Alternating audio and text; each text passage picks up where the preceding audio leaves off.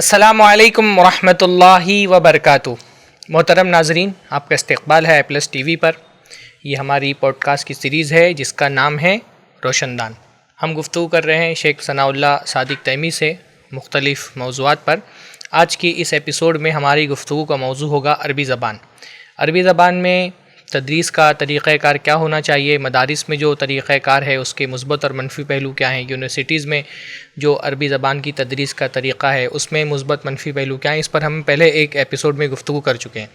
आज की गुफ्तगू का ख़ास मौजू होगा जो मदारिस के तलबा हैं वो अरबी ज़बान लिखने में, अरबी ज़बान बोलने में दर्क कैसे पैदा करें, उनके अंदर सलाहियत कैसे पैदा हो अरबी ज़बान लिखने और बोलने की। क्योंकि हिंदुस्तान में रहते हुए भी जैसा कि आपने सुना शेख सनाउल्लाह सादिक तैमी की ज़बानी की, वो अरबी में लिखते भी रहे हैं और अरबी में बोलते भी रहे हैं और माशाल्लाह तर्जमा निगारी के फ़न से भी बहुत खूबसूरती के साथ वाकिफ़ हैं, बल्कि इस वक्त वो इसी फील्ड में अपनी खिदमत अंजाम दे रहे हैं। तो इंशाअल्लाह ताला इस मौजू पर हम शेख से गुफ्तगू करेंगे। सबसे पहले मैं शेख का इस्तक़बाल करता हूँ। अस्सलामु अलैकुम वरहमतुल्लाहि वबरकातुहू। सलाम वबरकातुहू। मदारिस में जो अरबी की तदरीस का मामला है तो इसमें इतनी बात तो है कि ठीक है, हमारी अरबी ज़बान पढ़ने का बुनियादी मकसद होता है कि अरबी ज़बान के क़वाइद पर और अरबी ज़बान नहव सर्फ़ पर इतनी गिरफ़्त हासिल हो जाए कि हम नुसूस को समझ सकें। बुनियादी मकसद ये है, और तकरीबन अगर तालिब इल्म ज़हीन है और मदरसे का माहौल अच्छा है तो इतनी सलाहियत तो अल्हम्दुलिल्लाह वो हासिल कर लेता है कि नुसूस का तर्जमा कर ले,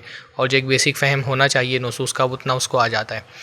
लेकिन बहरहाल ये मकसद भी होना चाहिए कि हम अरबी ज़बान लिखना बोलना ये जान जाएं, लेकिन उसमें मदारिस कामयाब नहीं है। पता नहीं वो मकसद भी होता है कि नहीं होता है, लेकिन इंशा वगैरह की किताबें तो हमको पढ़ाई जाती हैं, तो कहीं ना कहीं तो मदरसे में मकसद होता है कि आदमी को लिखना और बोलना आ जाए, एक तालिब इल्म को। तो ऐसा क्यों नहीं है? यानी हम देखते हैं कि इंग्लिश भी एक गैर मुल्की ज़बान है, लेकिन आप कॉन्वेंट स्कूलों में देखते हैं कि 4-5-6 साल पढ़ने के बाद तालिब इल्म ठीक ठाक इंग्लिश बोलने लगता है, इंग्लिश समझने लगता है, इंग्लिश किताबों का मुताला करने लगता है। तो ये जो बोलने की या लिखने की सलाहियत इंग्लिश में है, वो हालांकि वो भी गैर मुल्की ज़बान है, स्कूल के तलबा में आ जाती है।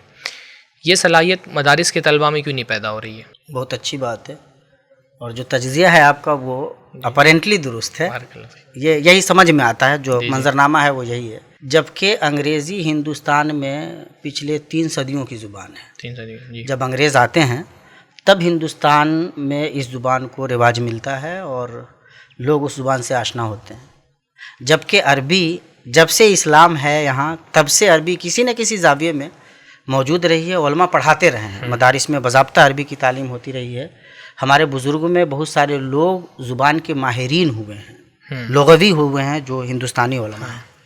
तो ये सवाल बड़ा, शायर भी हुए हैं, शायर भी हुए हैं, शायर कम हुए हैं, मतलब उस तरह से बड़े शोरा या तख्लीकी लियाकत के मामले में उस तरह की मिसालें निस्बतन कम मिलती हैं, या बहुत महदूद दायरे में। अगर शायर भी हुए हैं तो उन्होंने वो नातिया कसीदे वगैरह कहे हैं। तख्लीकी अदब का जो मामला है वो हिंदुस्तानी तनाजुर में, मतलब जो इंडियन सब कॉन्टिनेंट है, इस तनाजुर में जब आप देखेंगे तो तख्लीकी अदब बाज़ाब्ता नज़र नहीं आता। तो ये सवाल बहुत परेशान भी करता है कि हमारे तलबा 15-16 साल की ज़िंदगी मदरसों में गुजारते हैं, उसके बावजूद वो बोल नहीं पाते। जब आप कंपैरिजन की तरफ जा ही रहे थे, कंपेयर कर रहे थे, तो आप कभी कन्वेंट स्कूलों में जाकर देखें, या जो इंग्लिश मीडियम स्कूल है वो मुकम्मल इंग्लिश मीडियम स्कूल होता है। यानी वो जो पूरी फ़िज़ा है, माहौल है उसका, वो पूरा माहौल ही अंग्रेज़ी माहौल है। तो बच्चा अंग्रेज़ी उसको आती हो या ना आती हो बतौर ज़ुबान के, लेकिन वो गुफ्तगू अंग्रेज़ी में करता है। तो इसलिए पहली बात तो ये है कि किसी को अंग्रेज़ी बोलने आती हो इसका ये लाजमी मतलब नहीं है कि वो उसको अंग्रेज़ी भी आती है। वो बोल सकता है, हर चंद के वो उस ज़ुबान से आगाह ना हो।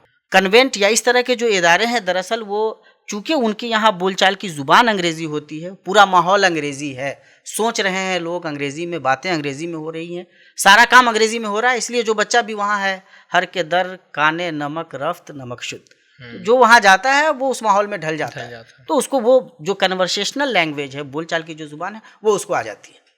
हमारे यहाँ चूँकि ये माहौल इस तरह से मदारिस में बनाया नहीं गया, उसके एक सबब की तरफ आपने खुद इशारा कर दिया है कि चूँकि हमारा जो मकसद है वो ये है कि फ़हमे किताब व सुन्नत की अच्छी लियाकत पैदा होनी चाहिए। मदारिस आमतौर से इस मामले में मैं समझता हूँ कि बहुत हद तक माशाल्लाह कामयाब रहते हैं। लेकिन ये जो दूसरा मरहला है कि भाई ये आनी चाहिए, जब हम ज़ुबान जान रहे हैं तो, और वो ज़ुबान हम बोल नहीं पाते, तो ये एक नक्स तो है, बहरहाल एक कमी है। और इस कमी को दूर करने के लिए کوئی بہت زیادہ ایکسٹرا محنت کی ضرورت نہیں ہے، بس وہ ماحول بنانے کی ضرورت ہے۔ نہ ماحول ہونے کا نتیجہ یہ ہے کہ عام طور پہ ہمارے بڑے بڑے علماء جب کبھی وہ عرب علماء سے روبرو ہوتے ہیں تو انہیں اپنی خفت کا سامنا رہتا ہے، وہ محسوس کرتے ہیں کہ جیسے کوئی کمی ہے۔ تو اگر وہ ماحول بنے، بعد کے دور میں خاص طور سے جو نئے ٹرینڈز آتے ہیں ان کی روشنی میں بعض ذمہ داران نے اپنے اساتذہ کو اس بات کے لیے مکلف کیا کہ آپ عربی میں پڑھائیں گے، اور کہیں کہیں اس کا تجربہ بھی ہوا، جیسے جامعہ ابن تیمیہ میں بھی اس کا تجربہ ہوا۔ لیکن میں سمجھتا ہوں کہ یہ بڑی زبردستی کی کوشش تھی۔ آپ اساتذہ کو، اور وہ بیچارے مطلب ایک خاص قسم کے پریشر کے تحت وہ آ کر کے جیسے ایک بوجھ اتارنے کی کوشش کر رہے ہوں، تو اس سے مطلب وہ ماحول نہیں بنے گا۔ استاذ جب اس لطف سے، اس مزے سے نہیں بول رہا ہو نا، تو طلبہ تک بھی وہ جو لطف کشید کرنے کی کیفیت ہوتی ہے، وہ جو مسرت، اچھی گفتگو آپ کو وہ مسرت دیتی ہے جو کبھی کبھی شاید آپ کو رومانس بھی وہ مسرت نہیں دے پاتا۔ تو وہ جو گفتگو ہے، چونکہ وہ اساتذہ کرتے ہی نہیں ہیں، وہ کیفیت بنی ہی نہیں۔ اس لیے میں اکثر یہ کہتا ہوں کہ بھائی اگر آپ نے استاذ نے آ کر کے عربی میں پڑھا ہی دیا، لیکن وہ جو ماحول تھا طلبہ کے اپنے درمیان کا، وہ جو ڈائننگ ہال میں جا کر کے کھانا کھا رہے ہیں اور ان کی ساری بات اردو میں، یا پھر جو وہ کولوکیل لینگویج ہے ان کی، وہاں پہ وہ علاقائی بول چال میں وہ ان کی پوری گفتگو ہو رہی ہے، باہر جب نکل رہے ہیں تو کبھی عربی کے بارے میں ان کا تصور جاتا ہی نہیں ہے، کہیں کتابوں کے بارے میں وہ بات کر رہے ہیں تو انہوں نے کبھی کوئی عربی میں بات کی ہی نہیں، اور پھر آپ یہ تصور بنا کر کے بیٹھے ہوئے ہیں کہ ان کو عربی بولنے آئے گی تو نہیں آئے گی، ان کو زبان آ جائے گی جو آتی ہے ان کو۔ اس لیے میں کہتا ہوں کہ خاص طور سے جو عربی کی معرفت ہے زبان کے فہم کو لے کر کے، کلاسیکل لٹریچر کو سمجھنے کی جو صلاحیت مدارس کے فارغین میں ہے، وہ دوسرے لوگوں میں اس طرح سے نہیں ہوتی، لیکن بولنے کے لیے وہ بولنے کا ماحول آپ نے بنایا ہی نہیں۔ بچہ عام طور پہ سنتے سنتے کوئی بھی زبان بولنے لگتا ہے۔ بولنے کے لیے بہت ضروری ہے کہ آپ نے بہت سنا ہو۔ سننے کی وہ جو مطلب ایک کیفیت ہونی چاہیے وہ ہمارے یہاں نہیں ہے، اس کے لیے کوئی باضابطہ کوشش بھی شیخ نہیں ہوئی۔ زبانوں کے معاملے میں اگر بولنا ہے تو آپ کو سننا پڑے گا۔ میں آپ کو بتاؤں، ڈاکٹرز بتاتے ہیں کہ اگر کوئی گونگا آدمی ہے اور وہ سنتا ہے تو وہ لازماً بولے گا، لیکن اگر گونگا سن بھی نہیں رہا ہے تو وہ پھر نہیں بول پاتا۔ اس کا مطلب یہ ہے کہ اگر آپ سن رہے ہیں تو آپ بولیں گے۔ اگر ادارے والے یہ کوشش ایک مرتبہ کر کے دیکھ لیں، وہ ماحول بنا دیں، اساتذہ طے کر لیں کہ وہ کیمپس میں داخل ہوتے ہی اردو یا کوئی دوسری زبان نہیں بولیں گے، طلبہ یہ طے کر لیں کہ ہم آپس میں بہرحال عربی میں بات کریں گے، تو آپ یقین جان لیجئے کہ یہ بولنے کا مسئلہ بہت ہی آسان ہے، یہ کوئی اتنی بڑی بات نہیں ہے۔ یہ جو لوگ باہر ملکوں میں آتے ہیں یا شہروں میں آتے ہیں اور وہ انگریزی بولنے لگتے ہیں، میرا ایک بھائی ہوتا ہے رشتے کا، وہ ایک زمانے میں یہاں دلی ایئرپورٹ پہ کام کرتا تھا، اس بیچارے کو انگریزی نہیں آتی ہے، لیکن جتنے لوگوں سے اس کی ملاقات ہوتی تھی وہ سب انگریزی بولنے والے تھے، وہ ماشاءاللہ بڑی اچھی انگریزی بولتا ہے۔ زبان کے بولنے کے مرحلے میں یہ اصل میں یہ کوتاہی ہم نے کی، بے رخی کے اصل میں ہم شکار رہے، ہم نے اس کو کبھی وہ توجہ دی ہی نہیں، وہ اہمیت نہیں دی، اس لیے ہم لوگ بول نہیں پاتے، ورنہ ہم میں سے ہر آدمی اس قابل ہے کہ وہ معیاری زبان بول سکتا ہے۔ عام طور پر بولنے والے معیاری نہیں بولتے، تو بولنے کے معاملے میں یہ ماحول بنائیے، سننے کا موقع ملے لوگوں کو۔ آج کے زمانے میں کہنا چاہتا ہوں کہ بھائی اگر وہ ماحول آپ کو نہیں ملتا ہے تو آپ جب اپنے پاس موبائل وغیرہ رکھتے ہیں، الٹی سیدھی چیزیں دیکھتے ہیں تو ان کو چھوڑیے۔ اچھے جو پروگرامز آتے ہیں ٹیلی ویژن پہ عرب ممالک کے، جو معیاری زبان میں ہوتے ہیں اور بہترین زبان میں ہوتے ہیں، وہ زبان جو رائج ہے ان سے اپنے آپ کو جوڑیے۔ اخبارات جو آتے ہیں نا، ان اخبارات کو، جیسے العربیہ کے پروگرامز ہیں، جیسے الجزیرہ کے پروگرامز ہیں، تو آپ جب ایون جو اخبارات یعنی جو نشریہ ہے، اخباری نشریہ ہے، اس کو بھی اگر آپ سنیں گے تو آپ کا فائدہ ہوگا۔ تو وہ آپ اپنے آپ کو جوڑ سکتے ہیں، مطلب ایک ماحول آپ اپنے طور پہ بھی بنا سکتے ہیں۔ طلبہ اگر طے کر لیں 10 لوگ آپس میں کہ ہم آپس میں عربی ہی میں بات کریں گے۔ ایک زمانہ تھا جب ہم لوگ طالب علمی کے دور میں ہم نے یہ طے کیا ہوا تھا کہ اگر کوئی گفتگو کرتے ہوئے تذکیر و تانیث کی غلطی کرے گا تو جو دوسرا ساتھی ہے وہ ہاتھ اٹھا کر کے کہے گا 6، اور اس کو خفت ہوتی تھی۔ کیفیت یہ بن گئی تھی کہ ہم بہت محتاط تھے، تذکیر و تانیث کی غلطی نہیں کرتے تھے، اور ایک خاص لیول کی زبان ہمارے پاس آ گئی تھی۔ اگر اس قسم کی کوششیں طلبہ بھی کر لیں کہ ہم عربی ہی میں بات کریں گے، جیسے انفرادی طور پہ شیخ میں نے ایک کوشش کی، تحدیث نعمت کے طور پہ یہ بات کہتا ہوں کہ میں عربی میں بات کروں گا۔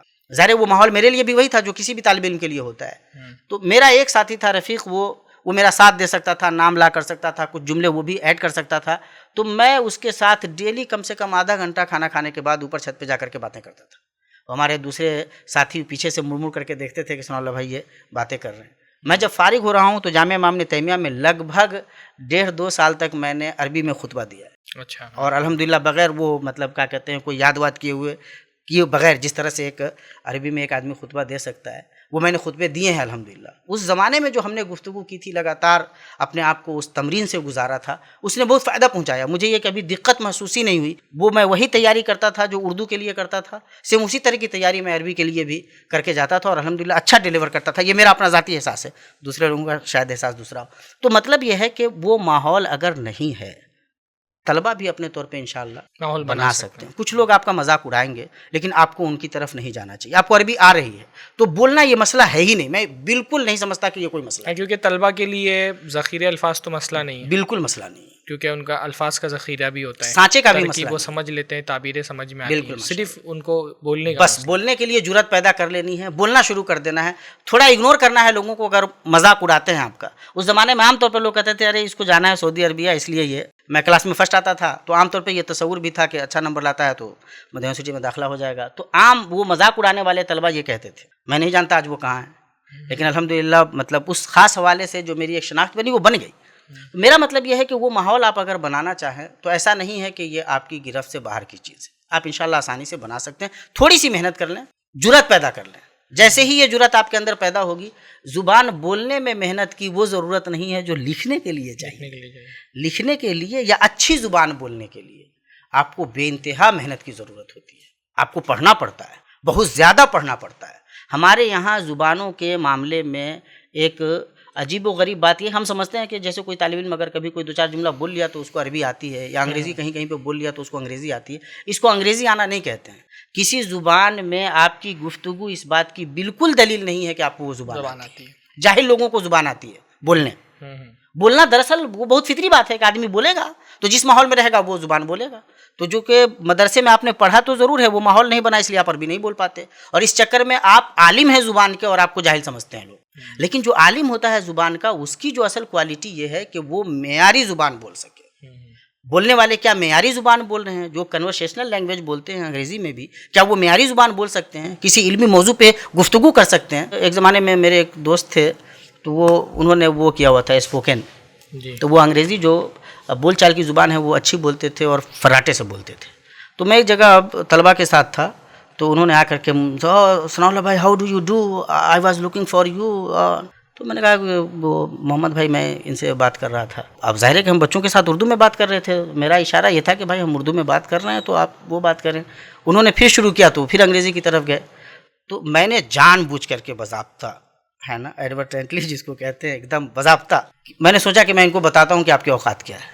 تو میں نے کہا کہ sir you know we were talking about the Indian Muslims regime in India when we were ruling the country. اور وہ پورا جو مطلب وہ تھا، میں نے ان کو وہاں سے نکالا ان کے سیف زون سے. اور جب میں وہاں لے کر کے گیا تو وہ پریشان ہو گئے بیچارے. اور ثناء بھائی تو پھر ان دنوں کیا ہو رہا ہے نا.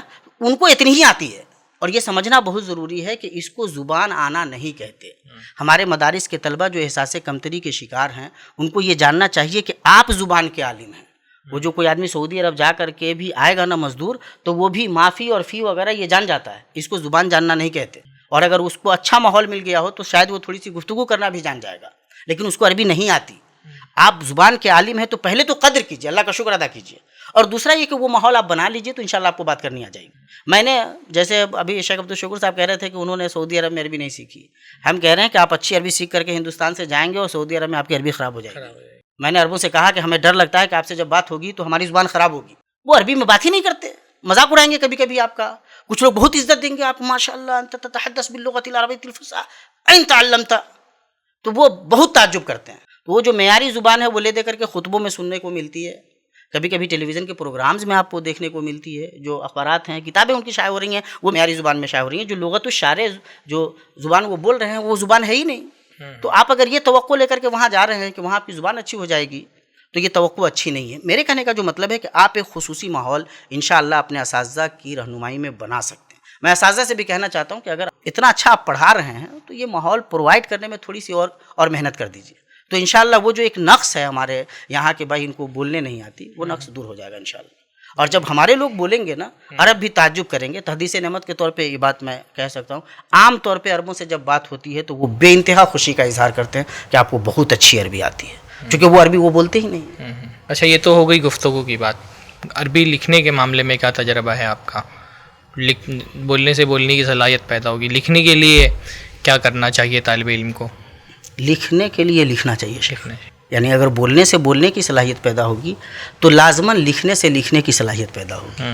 جب میں یہ بات کہتا ہوں تو لوگ کہتے ہیں ارے سنا لو بھائی، یہ آپ کہہ دیتے ہیں یار کہ لکھنے سے لکھنے کی صلاحیت پیدا ہوگی. میں اکثر بتاتا ہوں دیکھیے، نتیجہ مسئلہ نہیں ہے، پروسیس اہم ہے. آپ جب لگ گئے نا، راستے پہ آپ چلنے لگے ہیں تو آپ کو منزل ملے گی. آپ کو چلنا نہیں چھوڑنا تھا. ہم غلطی یہ کرتے ہیں کہ تھوڑے سے مرحلے کے بعد سستی کے شکار ہوتے ہیں، سہل انگاری کے شکار ہوتے ہیں، چھوڑ دیتے ہیں. اس لیے ہم کر نہیں پاتے. پہلا تو یہ جذبہ آپ کا بالکل بہت مضبوط ہونا چاہیے کہ میں چھوڑوں گا نہیں، مجھے لکھنا ہے. اور اس کا مطلب یہ ہے کہ جب آپ یہ طے کرتے ہیں کہ مجھے لکھنا ہے، تو جب آپ نے پڑھائی نہیں ہے تو آپ لکھیں گے کیا؟ آپ کو بہت پڑھنا چاہیے، بہت زیادہ پڑھنا چاہیے. اور لکھنے کی شروعات یہ کرنی چاہیے. میرا اپنا ماننا یہ ہے کہ زبانوں کو اپنا بنا لیجیے. اس لیے میں وہ 10 مقالات سامنے رکھ کر کے ایک مقالہ لکھنے کا کبھی قائل نہیں رہا. آپ کی تحریریں تبازات ہونی چاہیے. آپ چاہے اردو میں لکھ رہے ہوں یا عربی میں لکھ رہے ہوں، اس کا طریقہ ہے. زبان کو اپنا بنانے کا کیا طریقہ ہے وہ میں بتانا چاہتا ہوں. مشاہدات لکھیے. ایک زمانے میں کہتا تھا نوجوان لڑکوں کو کہ بھائی تمہارے تصورات تو بنتے ہوں گے نا، ایک رومانٹک تصور بنتا ہے، کسی کے بارے میں سوچتے ہو، اس سوچ کو اتارو کاغذ پہ. اگر اردو میں کرنا چاہتے ہو تو اردو میں اتارو، عربی میں کرنا چاہتے ہو تو عربی میں اتارو. تمہیں مواد کی ضرورت نہیں ہے، مواد آلریڈی تمہارے ذہن میں ہے. ان تصورات کو، خیالات کو، مشاہدات کو اتارو. کہیں گئے ہو، کوئی چیز اچھی لگی، اس تاثر کو لکھ دو. سفر نامے لکھو، لوگوں سے ملو، ان کے بارے میں کوئی رائے بنی تو لکھ دو. عربی میں اگر آپ عربی میں یہ کرنا چاہ رہے ہیں تو عربی میں لکھیے باضابطہ. اس سلسلے کی چیزیں پڑھتے رہیے لگاتار. آپ کا یہ رشتہ پڑھنے سے کمزور نہیں ہونا چاہیے. شاعری تھوڑی سی مشکل ہوتی ہے چونکہ ہمارے یہاں اس طرف وہ توجہ نہیں ہے. عام طور پہ رفتہ رفتہ اس معاملے میں ہم اپنا نصاب کمزور بھی کرتے چلے جا رہے ہیں، اور یہ اچھا سنکیت نہیں ہے، اچھی بات نہیں ہے. اس معاملے میں آپ اچھی طرح سمجھ لیجئے کہ زبانوں کے معاملے میں شاعری کی بڑی اہمیت ہے. اگر آپ کو اچھے شعراء کے اچھے اشعار یاد نہیں ہیں تو آپ کی زبان بہت زیادہ معیاری نہیں ہو پائے گی. اردو میں اگر اقبال سے آپ ناواقف ہیں، غالب سے ناواقف ہیں، مومن اور فیض ان لوگوں کو آپ نہیں جانتے تو آپ یقین جان لیجئے کہ آپ کی زبان میں جس قسم کی چاشنی آ جانی چاہیے وہ نہیں آئے گی. اسی طرح عربی میں اگر شعراء جو جاہلیہ ہیں، آپ امرؤ القیس سے، ان سے واقف نہیں ہیں، زہیر ابن ابی سلمہ کو آپ نہیں جانتے، بعد کے دور میں آپ نے فرزدق سے، اختل سے، ان لوگوں سے آپ نے استفادہ اس طرح سے نہیں کیا، متنبی کو آپ نہیں جانتے، تو جو بہتری کو آپ نہیں جانتے، تو جو صورتحال آپ کی پیدا ہوگی نا، زبان میں رفتہ رفتہ جو مقام آپ کا بننا چاہیے ہے نا، جو جس قسم کی بلندی آتی جانی چاہیے وہ نہیں آ پائے گی. تو پڑھنے کا جو سلسلہ ہے آپ کا بہت دراز ہو، بہت مضبوط ہو اور لگاتار رہے. جہاں آپ لٹریچر پڑھیے وہیں آپ کو اخبارات سے ایک رشتہ بنا کر رکھنا چاہیے. اخبارات دراصل جو معاصر جو زبان ہوتی ہے نا، جو جاری زبان ہے، حالی جو واقعتاً جو ابھی چل رہی ہے، وہ زبان اخبارات میں ہوتی ہے. وہ اس زبان سے آپ کا ایک رشتہ ضرور ہونا چاہیے، ورنہ کبھی کبھی ایک آدمی جو کلاسیکل میں اپنے آپ کو باندھ کر کے رکھ لیتا ہے وہ وہاں سے نکل نہیں پاتا. نتیجہ یہ ہوتا ہے کہ پڑھنے والے کو سمجھ میں نہیں آتا کہ یہ آدمی کیا پڑھ رہا ہے. میں اپنے مربی ڈاکٹر لقمان صاحب کا ایک واقعہ بیان کروں. المسلمون کے نام سے ایک رسالہ نکلتا تھا، اور وہ لوگ نکالتے تھے جو زبان بہت زیادہ بھاری بنا کر کے لکھتے تھے. تو وہ جب انہوں نے پڑھا تو ان کو بہت زیادہ پلے نہیں پڑا، تو وہ پریشان ہو گئے. انہوں نے اپنے ایک سینئر سے ذکر کیا تو انہوں نے کہا کہ تم طٰہٰ حسین وغیرہ کو پڑھ کے دیکھو. تو طٰہٰ حسین کو جب انہوں نے پڑھا تو ان کو بڑا مزہ آیا، ساری چیزیں ان کو سمجھ میں آ رہی تھی. چونکہ طٰہٰ حسین کی جو زبان ہے وہ بالکل رواں زبان ہے نا، الفاظ ان کے بالکل ملائم الفاظ ہیں. ایک جو ترکیب ہے ان کی، وہ آپ اس ترکیب کا حصہ بن جاتے ہیں، آپ کو پریشانی نہیں ہوتی. تو ان کو لگا کہ یہ تو مجھے آتی ہے. جس مرحلے میں آپ کو یہ کوئی مشکل پریشان کرنے لگے کہ مجھے نہیں آتی ہے، تو آپ ذرا سا مصنف کو چینج کر کے بھی دیکھیے، ہے نا. پھر جو کنٹمپریری جو لوگ لکھ رہے ہیں نا، ان کو پتہ ہوتا ہے کہ زبان کون سی رائج ہے، لوگ کون سی زبان سمجھ پا رہے ہیں. اس سے آپ کا جو فائدہ ہوگا وہ یہ کہ جو علمی لیاقت ہے وہ تو آپ کی بن ہی جائے گی، آپ کو لکھنا کس زبان میں ہے وہ آپ کو آ جائے گا. اس لیے عام طور پہ مصنفین اگر اپنے زمانے کی جو زبان ہے اس میں اگر نہیں لکھ پاتے ہوں تو لوگ ان پہ بہت زیادہ توجہ دینے نہیں جا رہے ہیں. جی ہے نا. ہم کبھی کبھی اردو میں لکھنے والے لوگوں کے بارے میں بھی مجھے یاد پڑتا ہے، اظہری صاحب نے مولانا رئیس الحق ندوی رحمۃ اللہ علیہ کی تحریر کے بارے میں لکھا کہ اگر قاری ان کے اسلوب کے ساتھ صبر کر سکے تو بہت فائدہ اٹھا سکتا ہے. میرا احساس یہ تھا کہ آج کا قاری یہ صبر نہیں کرے گا. عربی میں بھی اگر آپ کو اپنی زبان اچھی کرنی، لکھنا اچھا ہے تو ایک پروسیس تو یہ ہے کہ آپ مشاہدات لکھیے، ہر دن لکھیے، کچھ نہ کچھ لکھیے. آج کے زمانے میں لڑکے جو فیس بک وغیرہ پہ وہ ایسے ہی پڑے رہتے ہیں، یار کچھ نہ کچھ پوسٹ کرو. किसी से मिले, मैं जब लोगों को बताता हूँ कि यार आपकी मुलाकात हुई किसी बड़े आलिम से, तो उसको लिख दो, कहीं आप गए अच्छा लगा, कुछ मंजर अच्छा लगा, उसकी तर्जमानी करने की कोशिश कीजिए। ये सब कुछ आपको जुमले घड़ने पे मजबूर करते हैं, और यही दरअसल तमरीनात हैं शेख। जुबान भी आपकी अपनी होती जाती है, बिल्कुल मुकम्मल एक्टिव हो जाता है, सलाहियतें आपकी जो है ना आपका साथ देने लगती। आपने जितना पढ़ा हुआ होता है ना वो खुद ब खुद आने लगता है। तो जो तहत शऊर है आपका, वो आपके शऊर को महमेज करता है और आप अल्हम्दुलिल्लाह फिर चलने लगते हैं। इस खुसूसी हवाले से ज़ुबान को अपना बनाने का जो काम है ना वो करना चाहिए। हमारे बहुत सारे लोग जो मतलब इस हैसियत से मारूफ हैं कि उनको लिखने आता है, वो ज़ुबान अपनी ज़ुबान बनाने में कामयाब नहीं रहे। इसलिए जब अगर उनको उनके सेफ जोन से निकाल दीजिए, जिन मौज़ूआत पे वो आमतौर पे लिखते रहें या बोलते रहें, अगर वहाँ से आप उनको निकाल देंगे तो वो परेशान हो जाएंगे। तो इसलिए ज़ुबान को हर मरहले में ये कोशिश करनी चाहिए कि ज़ुबान आपकी अपनी हो। और उसका जो ये रास्ता था, मैं उर्दू में भी लिखने के लिए लोगों को ये मशवरे देता हूँ, अंग्रेज़ी में भी।